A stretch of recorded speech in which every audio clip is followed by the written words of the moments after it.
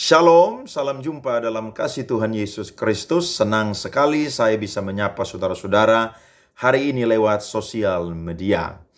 Tuhan pernah berjanji bahwa Tuhan akan mengutus seorang juru selamat atau Mesias yang akan menebus dosa manusia. Dan apa yang Allah janjikan itu, Allah buktikan atau Allah genapi dengan mengutus anaknya yang tunggal yang bernama Yesus Kristus.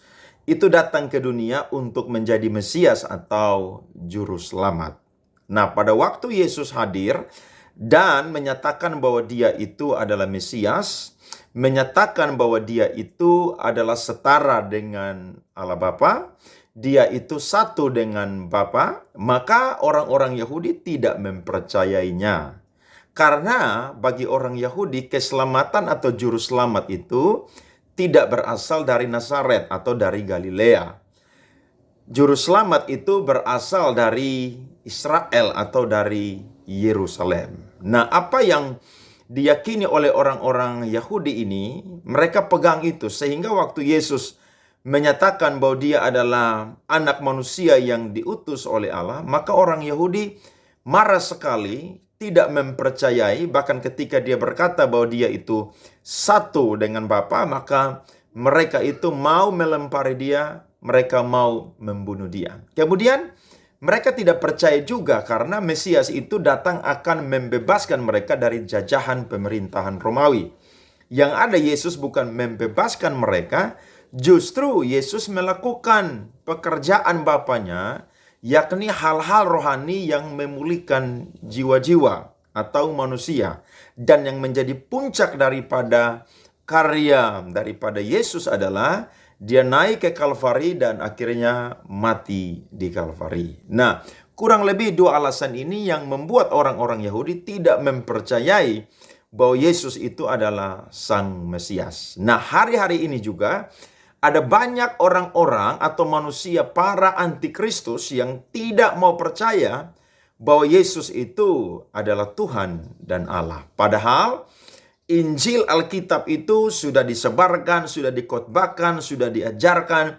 Tetapi ada banyak orang masih bersikeras tidak mau percaya bahwa Yesus itu adalah Tuhan dan Allah. Ada banyak argumentasi yang mereka katakan. Contohnya adalah, masa Tuhan kok jadi manusia? Masa Tuhan kok mati?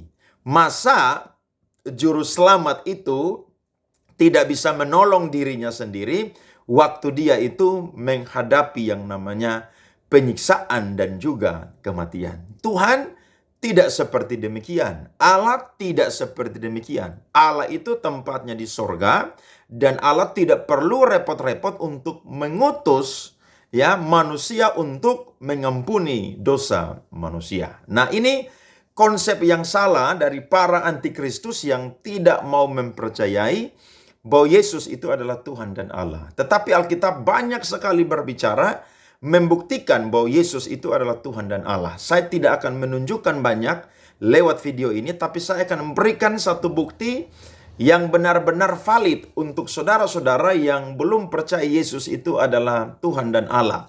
Yakni iblis sendiri mengakui bahwa Yesus itu adalah Tuhan dan Allah. Saya akan tunjukkan kepada saudara-saudara dalam Matius pasal 8 ayat 28 sampai ayatnya yang ke-29. Firman Tuhan berkata, setibanya di seberang, yaitu di daerah orang Gadara, datanglah dari pekuburan dua orang yang kerasukan setan menemui Yesus. Mereka sangat berbahaya sehingga tidak seorang pun yang berani melalui jalan itu. Dan mereka itu pun berteriak katanya, apa urusanmu dengan kami, hai anak Allah? Adakah engkau kemari untuk menyiksa kami sebelum waktunya? Saudara tahu bahwa Yesus ini diakui oleh setan, oleh iblis sendiri, bahwa dia adalah anak Allah, dia adalah Mesias yang dijanjikan oleh Allah di perjanjian lama, yang akan turun untuk menjadi Tuhan Allah dan Juru Selamat. Betul, dia berinkarnasi menjadi manusia, hidup seperti manusia, tapi ketika dia menjadi manusia, keilahiannya itu tetap tidak pernah bergeser di dalam pribadinya. Nah, iblis sendiri mengakui bahwa Yesus itu adalah yang kudus dari Allah. Dia itu benar-benar pribadi yang dijanjikan oleh Allah. Kenapa? Karena yang pertama adalah iblis adalah mantan malaikat yang pernah ada di sorga. Iblis itu pernah jadi malaikat yang melayani dekat sekali dengan Allah. Tetapi karena dia memberontak ingin mau jadi sama seperti Allah, dia menyombongkan diri, bahkan dia mengajak para malaikat untuk mengikuti dia, maka dia dan para pengikut-pengikutnya itu, saudara, dilemparkan keluar dari surga. Jadi, kalau ada orang yang tidak percaya ya dengan dalil-dalil yang tanpa fakta yang benar-benar valid, mereka mengatakan bahwa Yesus itu bukan Tuhan dan Allah. Mereka kalah dengan argumen ini, dengan fakta ini. Sebab yang mengakui bahwa Yesus itu adalah Tuhan dan Allah adalah dari mantan malaikat yang sudah berubah menjadi iblis atau setan. Nah, kalau setan saja mengakui bahwa Yesus itu adalah utusan Allah, Yesus itu adalah anak manusia, Yesus itu adalah Allah, Yesus itu adalah Mesias, karena dia tahu bahwa Yesus itu adalah Allah, ya. Bahkan ketika dia berinkarnasi, dia itu pun juga setara dengan Allah. Makanya dia berani mengakui bahwa Yesus itu adalah Tuhan dan Allah. Saya akan berikan contoh kepada saudara-saudara satu bukti lagi dari surat Kisah Para Rasul tentang kisah Stefanus. Saudara coba perhatikan firman Tuhan ini dari Kisah Rasul pasalnya yang ke-7, saudara-saudara, perhatikan firman Tuhan. Alkitab berkata ayatnya yang ke-55 sampai ayatnya yang ke-60. Saudara perhatikan. Tetapi Stefanus yang penuh dengan Roh Kudus menatap ke langit lalu melihat kemuliaan Allah dan Yesus berdiri di sebelah kanan Allah. Saudara tidak boleh menafsirkan bahwa ketika Yesus berdiri di sebelah kanan Allah, maka dia itu lebih rendah, ya. Secara harafiah atau hurufiah dia lebih rendah atau dia menjadi ajudan daripada Allah. Tidak, saudara-saudara. Ingat, pemikiran orang-orang Yahudi ataupun juga gambaran orang-orang Yahudi tentang Yesus berdiri di sebelah kanan Allah itu, saudara, berbeda dengan saya dan saudara. Bagi orang Yahudi, orang yang ada di sebelah kanan Allah adalah orang yang mendapatkan penghormatan, kepercayaan yang adalah setara dengan Allah. Alkitab berkata ayat 56, lalu katanya, sungguh aku melihat langit terbuka dan anak manusia berdiri di sebelah kanan Allah. Siapakah anak manusia itu, saudara-saudara? Yesus. Maka berteriak-teriaklah mereka dan sambil menutup telinga serentak menyerbu dia. Mereka menyeret dia keluar kota lalu melemparinya. Dan saksi-saksi meletakkan jubah mereka di depan kaki seorang muda yang bernama Saulus.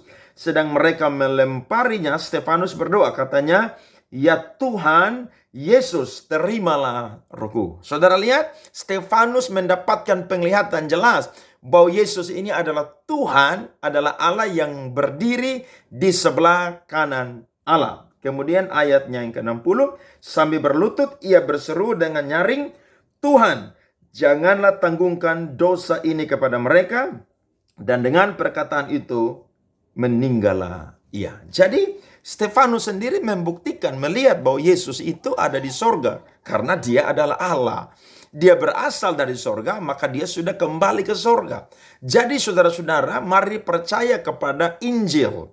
Ya, kalau saudara tidak percaya kepada Injil, maka saudara memang pikirannya saudara-saudara dibutakan oleh ilah zaman ini sehingga tidak mau percaya bahwa Yesus itu adalah Tuhan dan Allah. Kemudian dari data Matius pasal 8 ayat 28 sampai 29, di sini juga kita menemukan bahwa hanya Tuhan, hanya Allah sajalah yang bisa mengusir setan. Saudara perhatikan ayat 30. Tidak jauh dari mereka itu sejumlah besar babi sedang mencari makan.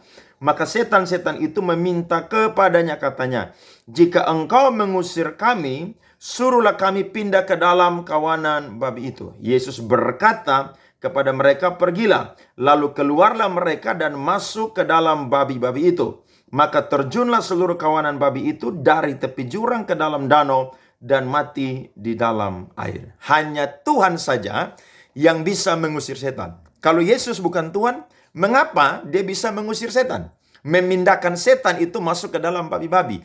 Hanya Tuhan dan Allah saja yang bisa membuat iblis itu, saudara, bertekuk lutut dan menyerah dan mengaku kalah dan tidak bisa berbuat apa-apa. Jadi saudara-saudara, ini ayat membuktikan bahwa Yesus adalah Tuhan dan Allah. Karena iblis adalah mantan malaikat yang tahu Yesus itu adalah Tuhan dan Allah.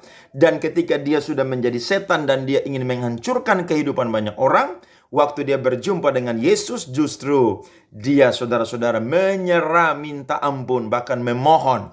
Karena hari penghukuman dia itu belum tiba saatnya. Jadi, saya mau bilang pada saat ini, saudara harus percaya bahwa Yesus itu adalah Tuhan dan Allah. Dia hanya mau menyelamatkan manusia, maka dia rela turun menjadi manusia. Untuk apa saudara meragukan dia lagi sebagai Tuhan dan Allah? Tidak ada. Saat ini, terima dia. Bahkan saudara-saudara yang sudah menjadi Kristen, jangan pernah melepaskan Tuhan Yesus. Karena ingat, dia adalah Tuhan dan Allah. Kepastian masuk surga di dalam kekristenan itu pasti. Jadi, saudara-saudara jangan pernah mau untuk melepaskan Tuhan Allah Yesus Kristus. Kiranya siraman rohani ini menyegarkan saudara-saudara semua pada saat ini. Tuhan Yesus memberkati.